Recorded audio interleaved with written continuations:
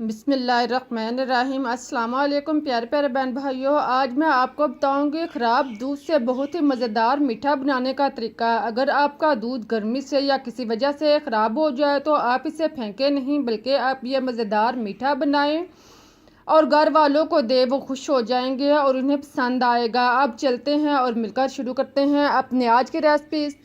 इसके लिए आप देखें, हमारे पास है ख़राब दूध 2 किलो। आप देख रहे हैं कि दूध जो है वो ख़राब हो चुका है, इसका पानी लग हो चुका है और ये फुटकी की शक्ल में बन चुका है। आप परेशान ना हो, इसे ज़ाया ना करें, बल्कि आप इसको पुने के साथ या किसी भी मलमल के कपड़े के साथ पुन लें।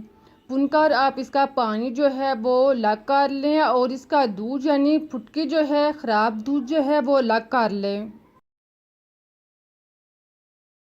दूध के अंदर से पानी अच्छी तरह निकाल लें। आप देख रहे हैं कि पुन्ने से पानी जो है वो अलग हो चुका है और दूध की फुटकियाँ जो हैं वो अलग हो चुकी हैं।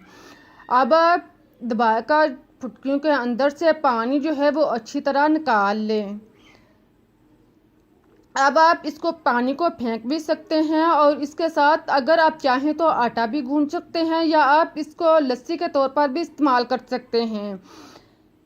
इसको आप एक साइड पर रख दें। अब आप देखें कि ये हमारी फुटकियाँ जो हैं इसके अंदर कुछ पानी मौजूद है, इसको आप अच्छी तरह निकाल लें। ख़राब दूध से पानी को खूब अच्छी तरह दबाकर रिमूव कर लें। अच्छी तरह दबाकर पानी निकालने के बाद अब आप इसी बर्तन में या अलग बर्तन में ख़राब दूध को डालें और इसको आप चम्मच के साथ या हैंड मिक्सचर के साथ या किसी भी चीज़ के साथ आप इसको नरम कर लें। इसको आप मैश करें, दबाकर आप इसको अच्छी तरह नरम कर लें। आप देख रहे हैं कि जैसे जैसे हम दबा रहे हैं दूध की फुटकरियाँ जो हैं वो पिघलना शुरू हो गई हैं, नरम होना शुरू हो गई हैं। अब आप इसमें मैदा 2 चम्मच शामिल करें। साफ़ मैदा डालने के बाद इसको आप मिक्स करें और इसे दूध के अंदर अच्छी तरह जज़ब करें और इसे 2 से 3 मिनट तक आप भूनकर इसमें जज़ब कर लें। जब मैदा अच्छी तरह फ्राई हो जाए, इसका कलर चेंज होना शुरू हो जाए, तो आप इसमें चीनी आधा कप शामिल करें। चीनी आप टेस्ट के मुताबिक कम या ज़्यादा भी डाल सकते हैं। चीनी डालने के बाद आप इसको अच्छी तरह मिक्स करें, चम्मच लाएं और इसका पानी खुश्क होने तक इसको पकाते रहें। इस दौरान आप चम्मच चलाते रहें और चूल्हा जो है वो धीमा कर लें ताकि अच्छी तरह चीनी का पानी जो है वो खुश्क हो जाए और ये नीचे से जले भी नहीं, लगे भी नहीं। 2-3 मिनट तक आप चम्मच लाते रहें और चीनी को अच्छी तरह जज़ब करें। फिर आप चेक कर लें कि अगर घी जो है वो अलग होना शुरू हो गया है, घी ऊपर आना शुरू हो गया है तो ठीक है। अगर इसमें घी कम है तो आप 1 से 2 चम्मच देसी घी डालकर इसको भून लें। अगर घी इसके अंदर मौजूद है तो फिर आप इसी घी में इसको अच्छी तरह भून लें। फिर आप इसमें खुश्क दूध पाउडर 1 पैकेट और पिसी हुई इलायची आधा चम्मच डालकर मिक्स कर लें। इसको आप अच्छी तरह मिक्स करें, इसको आप जज़ब करें, साथ में आप चम्मच हिलाते रहें और साइडों से इसको अलग कर लें। जब मीठा जो है वो बर्तन से अलग होना शुरू हो जाए तो समझ लें यह तैयार हो चुका है। अब आप चूल्हा बंद करें और इसको आप नॉर्मल हालत में होने तक ठंडा होने दें। देखें, इस तरह का मीठा तैयार हो जाए, बर्तन से अलग होना शुरू हो जाए तो आप इसको उतार लें। ठंडा होने के बाद आप इसे किसी भी प्लेट, डिश या किसी भी चीज़ में डालकर इसको हमवार कर लें। इसके नीचे आप घी या ऑयल लगा लें ताकि इसके साथ ये चिपके नहीं। फिर आप इसके अंदर डालकर इसको आप अच्छी तरह मिक्स कर लें। इसकी तह 1 इंच तक रख कर मोटी आप इसको हमवार कर लें।